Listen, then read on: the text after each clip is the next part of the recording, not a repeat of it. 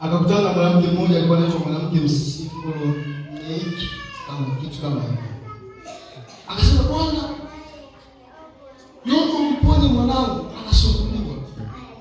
Yesu akasema, Bwana wewe, si rahisi kuchukua chakula cha watoto na kuwatupia nguruwe. Akaendelea kutembea. Akasema, Bwana, yaani hata nguruwe hata mbwa huokota chakula kwenye meza au chakula kinachoanguka katika meza ya bwana wake. Yesu akasimama. Alikuwa anaenda hivi speed, akasimama. Yaani huyu nimemjibu hivi. Alafu bado anaendelea. Wewe ndio imani hiyo mbona?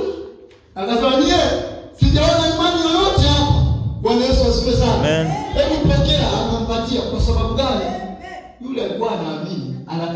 Akimwambia Yesu, hata kama anaamini kwamba huyu atanisaidia. Sasa anafanyaje? Hata kama akinijibu chochote mimi namfuata. Yaani hata kama akinikatisha tamaa namfuata. Mwisho wa siku akakipokea alichokuwa anataka. Bwana Yesu asifiwe sana. Amen. Kwa hiyo watumishi wa Mungu ana uwezo wa kuachilia vitu vingi kwetu. Na hata sasa anakwisha kuachilia.